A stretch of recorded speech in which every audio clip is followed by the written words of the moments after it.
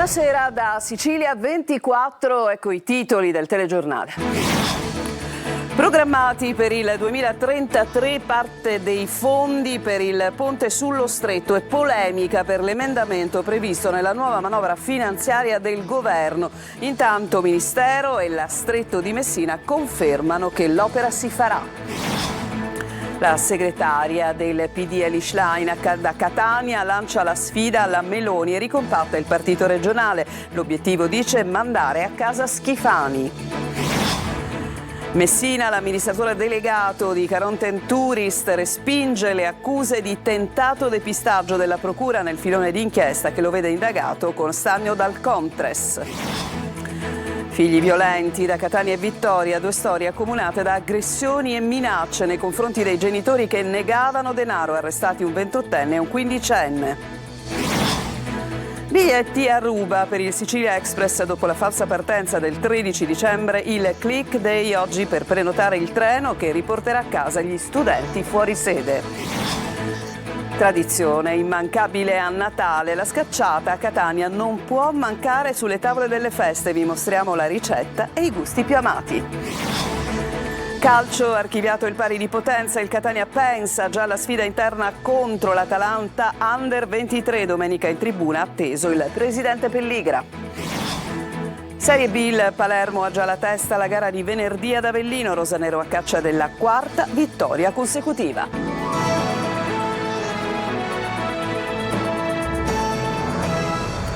Ben trovati, è polemica per lo slittamento al 2033 di parte dei fondi per il ponte sullo Stretto come previsto dalla nuova manovra finanziaria del governo. All'attacco le opposizioni, mentre Ministero e Stretto di Messina confermano l'opera si farà. Francesco Triolo. Una parte dei fondi, 780 milioni di euro destinati al ponte sullo Stretto, allocati al 2033. Questo è il contenuto dell'emendamento alla manovra finanziaria presentato dal governo che attraverso una modifica tabellare allo stato di previsione del MIT rifinanzia alla luce dell'aggiornamento dell'iter amministrativo e del non perfezionamento degli impegni relativi alle somme iscritte in bilancio gli stanziamenti relativi alla opera sullo Stretto di Messina, prevedendo un incremento delle risorse nel 2033 tale da lasciare inalterato, si legge nella nota del governo, il valore complessivo delle somme autorizzate. Una nota che arriva dopo le polemiche nate dall'opposizione, dal PD e 5 Stelle, che parlavano di game over per il ministro Matteo Salvini e per la grande opera, così l'amministratore delegato della Stretto di Messina, Pietro Ciucci. L'emendamento presentato oggi dal governo conferma la decisione di proseguire nella realizzazione del ponte sullo Stretto di Messina. La copertura viene confermata nella sua integralità, viene soltanto spostato in avanti di un anno per tener conto delle recenti decisioni della Corte dei Conti. Ma le polemiche non sono mancate neanche a livello regionale, sono arrivate da Cateno De Luca che ha chiesto al presidente della regione Renato Schifani di svincolare il 1.300 milioni del Fondo di Sviluppo e Coesione Sicilia attualmente diretti al finanziamento della struttura. A rispondere è stato l'assessore regionale alle infrastrutture Alessandra Ricò. Il ponte sullo Stretto, ha scritto in una nota, non è un capriccio ma un tassello strategico di un disegno più ampio che riguarda la Sicilia, l'alta velocità ferroviaria Palermo-Catania-Messina, la costruzione della Catania-Ragusa, l'ammodernamento della Palermo-Catania. Se poi De Luca cambia idea sulla costruzione del ponte, ha detto a Ricò, anziché buttarla in caciara. La segretaria del PD Elly Schlein a Catania ha lanciato la sfida alla Meloni, ricompattando peraltro il partito regionale. Sentiamo Luca Ciriberti. È chiaro che il presidente della regione Schifani non è in condizioni, non è nelle condizioni politiche di segnare una discontinuità e un cambiamento rispetto al grave sistema di potere che è emerso nelle tante inchieste che purtroppo coinvolgono la regione. È per questo motivo che noi chiediamo a lui di fare un passo indietro e di lasciare respirare quest'isola. Il messaggio è chiaro, l'avversario del centrodestra su tutti i tavoli, su quello nazionale e su quello regionale. Il Partito Democratico è il perno del campo largo su cui costruire la coalizione che sfiderà Giorgia Meloni. Lo sa il Movimento 5 Stelle, lo sa anche Giuseppe Conte, lo sa anche la Presidente del Consiglio, che non perde occasione per sfidare a duello Elly Schlein, che da parte sua ricompatte il partito in assemblea razionale e chiede a tutti uno sforzo unitario, anche in Sicilia. Sullo sfondo la frattura con la fronda parlamentare regionale, che non ha mai gradito il segretario Anthony Barbagallo, ma le dichiarazioni del deputato regionale Fabio Venezia rompono il gelo di questi mesi e mostrano segni di apertura. Lo sforzo di Elli e Bonaccini contribuirà certamente a rimuovere ogni ostacolo, dice. Noi siamo qui a ribadire le priorità del Partito Democratico, la difesa della sanità pubblica universalistica, perché ci sono 6 milioni di italiani che non si riescono più a curare per le liste d'attesa, i salari che sono troppo bassi, mentre il costo della vita continua ad aumentare. Gli ex ministri Speranza e Provenzano, intervenuti a Catania alla festa del Partito Democratico, non si sono sottratti e hanno ricordato che entrambi sono stati minoranza con Matteo Renzi, eppure dicono oggi nella sfida alla destra serve unità, perché il PD è un partito che al suo interno ha i meccanismi per garantire i diritti di tutti. Una mano tesa anche al gruppo dei più intransigenti. Chi vorrà raccoglierla e la sintesi sarà sempre il benvenuto. Un progetto politico trasversale che vuole coinvolgere diversi partiti. È quello che è stato presentato, che è stato lanciato oggi da Cateno De Luca. Il progetto si chiama Governo di Liberazione. Adelaide Barbagallo. A Palermo il leader di Sud Chiama Nord, Cateno De Luca, fa il primo lancio in conferenza stampa del suo nuovo progetto politico che ha battezzato Governo di Liberazione. Denuncia una Sicilia paralizzata e propone riforme strutturali. Il governo di liberazione elaborerà in termini politici e il gruppo parlamentare, l'intergruppo parlamentare invece tradurrà in proposte nel Parlamento siciliano. Un progetto trasversale. Si tratta di una scelta che riguarda una strategia che va al di là dei partiti, con il principio sturziano che pone l'attenzione di chi fa politica alla risoluzione delle criticità e delle emergenze che non hanno colore politico, e sarà un progetto trasversale. Posso solo dirvi che già le adesioni che ci sono di varia natura come storia, ma con un unico comune denominatore: l'amore per la nostra terra. E infine manda un messaggio a Schifani. Deve uscire dalla sindrome del Re Sole e soprattutto deve uscire dalla sindrome del cerchio magico. I suoi tecnici hanno fatto più danno della bomba atomica e per l'ennesima volta con questa legge di stabilità è evidente, è sotto gli occhi di tutti. L'amministratore delegato della Caronte Tourist, Vincenzo Franza, replica dopo l'inchiesta che la Procura di Messina ha avviato nell'ambito delle indagini sul chirurgo plastico Francesco Stagno dal Contres e che li vedrebbe indagati insieme per tentato depistaggio. Il servizio. Mai chiesta una prognosi diversa per il marittimo, mai effettuata alcuna sponsorizzazione a convegni. Vincenzo Franza, amministratore delegato di Caronte Tourist, affida ad una nota la sua replica dopo l'inchiesta per tentato depistaggio che lo vedrebbe coinvolto nell'ambito di uno dei filoni dell'indagine che ha travolto Francesco Stagno dal Contres, il noto chirurgo plastico ed ex parlamentare. L'armatore afferma di non aver ancora ricevuto alcuna notifica di atti da cui risulta la sua sottoposizione ad indagine. Chiarisco, afferma l'armatore, di non avere mai avanzato richiesta al professore Stagno di formulare una prognosi diversa da quella che ritenesse corretta, essendomi limitato a richiedere, oltre a generiche notizie sullo stato di salute, la trasmissione delle referte iniziali del pronto soccorso di Lipari, da cui già risultava una prognosi iniziale di 30 giorni. Secondo l'amministratore delegato di Caronte Tourist Isole Minori, quindi non vi è stato alcun depistaggio neanche tentato nel procedimento per l'incidente avvenuto a bordo della nave Nerea. Il Tribunale del Riesame di Palermo ha revocato gli arresti domiciliari per il primario del Trauma Center Antonio Iacono, finito ai domiciliari nell'indagine su presunti illeciti nella gestione di concorsi pubblici, nomine e appalti nella sanità siciliana, che coinvolge anche l'ex presidente della regione Salvatore Cuffaro. Adesso a Catania artificieri dei carabinieri hanno disinnescato un ordigno nella zona industriale della città. La bomba rudimentale aveva l'innesco pronto per l'esplosione ed è stata scoperta all'interno di una valigia trovata davanti al centro di smistamento delle poste. L'allarme è scattato dopo una segnalazione anonima di una valigia sospetta.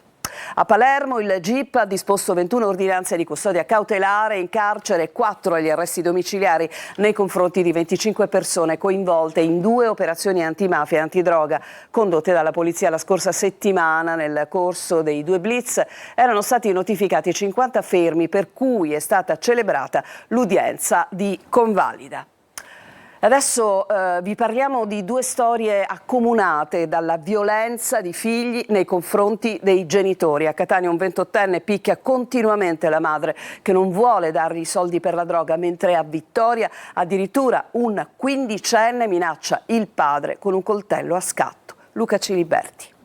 Figli violenti contro i genitori. 2 casi in poche ore in Sicilia. A Catania la polizia ha arrestato un pregiudicato di 28 anni che minacciava continuamente il padre e la madre per avere denaro per comprare la droga. L'ultima aggressione ai danni della mamma, colpita ripetutamente alle spalle per non avergli dato abbastanza soldi, gli aveva chiesto 1.000 euro che la vittima non sapeva dove andare a prendere. Drammatico il racconto della donna in lacrime alla polizia. Il figlio era stato scarcerato da circa un mese. Dopo la detenzione era diventato sempre più scontroso e violento a causa del consumo di droghe. Spesso senza alcuna ragione sfogava la sua rabbia e la sua violenza contro i genitori. I poliziotti lo hanno trovato sdraiato sul divano, addormentato con una mazza di legno accanto. Non appena si è reso conto della presenza degli agenti in casa, il 28enne ha cominciato a urlare e a inveire contro i genitori, minacciandoli che presto li avrebbe fatti bruciare vivi. L'uomo è stato arrestato per maltrattamenti in famiglia e tentata estorsione e ricondotto in carcere. Un altro episodio si è verificato a Vittoria, in provincia di Ragusa, dove è stato arrestato un 15enne per reiterati episodi di maltrattamenti, tentata estorsione e minacce gravi nei confronti dei genitori.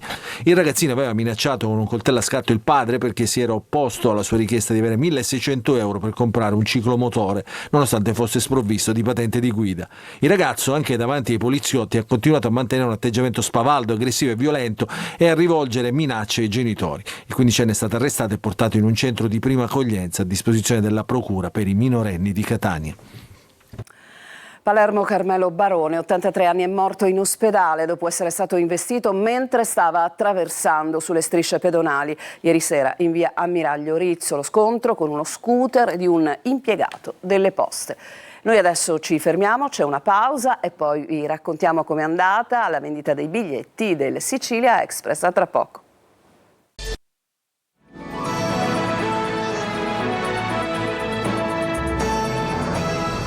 Siamo tornati in studio dopo la falsa partenza del 13 dicembre. Oggi è stato il click day per prenotare il Sicilia Express, il treno che riporterà a casa i fuorisede. Sentiamo. Le 10 in punto, click day, proviamo a acquistare il nostro biglietto. Avevamo già inserito le credenziali,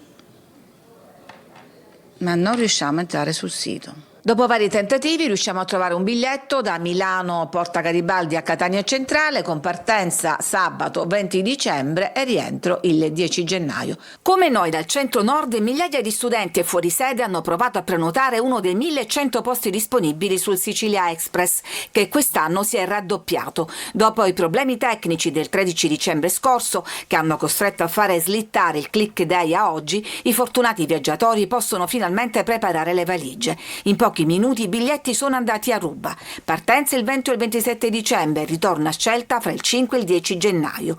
Un viaggio di quasi 24 ore da Torino con varie tappe intermedie. I siciliani pagano dai 25 ai 30 euro. Una coppia di questi treni turistici andata e ritorno costa invece alla regione 156.000 euro. Totale 312.000 euro più 56.000 per l'intrattenimento. La cifra finale sfonda così 420.000 euro. Basta un confronto. Una coppia di Intercity costa circa 20.000 euro. Critico il Codacons. Questo non è un successo, è la prova che la battaglia contro il caro voli è stata persa. Non si possono celebrare soluzioni tamponi mentre i cittadini pagano prezzi insostenibili e i contribuenti finanziano interventi che non risolvono il problema. La mobilità è un diritto, non un sacrificio. Cambiamo decisamente argomento, non può mancare sulle tavole dei siciliani, in particolare dei catanesi, durante le feste natalizie. La scacciata, vi spieghiamo in questo servizio di Desiree Ferlito, la ricetta originale e soprattutto i gusti più amati. Tra i piatti simbolo della tradizione c'è sicuramente la scacciata siciliana, una ricetta tutta catanese che racconta storie di famiglia e convivialità. Le tradizioni culinarie del Natale, un legame con il passato e con la famiglia. Piatto base delle comunità contadine, si dice che nel 1763 il principe di Paternò la volle come piatto principale delle cene natalizie, contribuendo a consolidarne la tradizione durante le festività. La scacciata si tramandò di generazione in generazione fino ad arrivare sulle nostre tavole. Qual è il segreto di una buona scacciata? Sale, acqua e lievito madre e farina di semola, solo semola. E viene buona così. Un impasto semplice, acqua, farina e lievito, che si trasforma in un guscio croccante pronto ad accogliere ripieni gustosi. Ma la ricetta più catanese di tutte è sempre quella. Tuma e acciughe, quella catanese. La classica. La classica, tuma e acciughe. Facciamo un disco di pasta, giusto? Così, rotondo. Mettiamo la tuma, così a girare. Noi li facciamo abbastanza sottile l'impasto.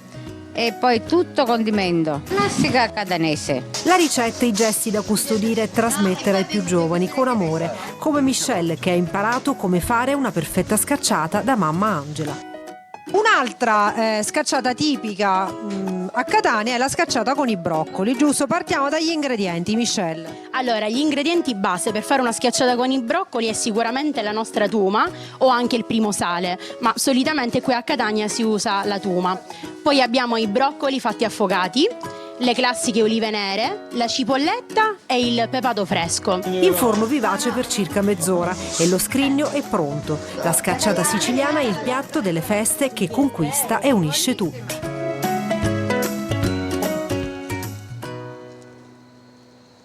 Adesso c'è un'altra pausa e subito dopo il calcio.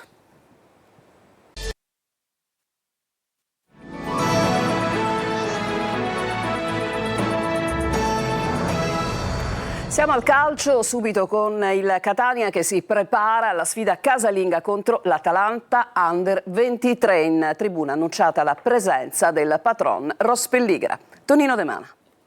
Andiamo avanti più forti di prima contro tutto e contro tutti. La frase postata da Matteo Di Gennaro sintetizza il momento del Catania che dopo il turbolento pari di potenza va all'assalto dell'Atalanta Under 23 con l'obiettivo di confermarsi al massimino e di conservare la vetta della classifica, sapendo già il risultato del Benevento impegnato nell'anticipo del venerdì sul campo del Cerignola. Archiviato l'1-1 del Viviani, la squadra rossazzurra che potrà contare in tribuna sulla presenza del patron Pelligra vuole continuare a sfruttare il fattore campo che ha portato in dote 25 dei 38 punti complessivi con un bel 0 alla voce gol subiti. Numeri alla mano si annuncia una domenica difficile per gli orobici che devono riscattare la sconfitta casalinga con il Sorrento. Per un motivo o per un altro si affrontano due squadre arrabbiate, con il Catania che, nonostante il primato in classifica, seppur in condominio con il Benevento, recrimina per i punti persi per strada, a volte per colpa di decisioni arbitrali alquanto discutibili, e gridano vendetta, sportiva ovviamente, il gol regolare annullato a Rolfini contro il Potenza ed il rigore negato sempre a Rolfini sul campo del Casarano, che si aggiungono ad altri episodi controversi registrati contro Trapani e Casertana. Il nostro primato dà fastidio, lo ha detto più volte mister Toscano, aprendo un dibattito che infiamma gli ambienti sportivi e non solo. Oggi intanto la squadra ha ripreso gli allenamenti, forse il modo migliore per mettere in archivio il mezzo passo falso di Potenza.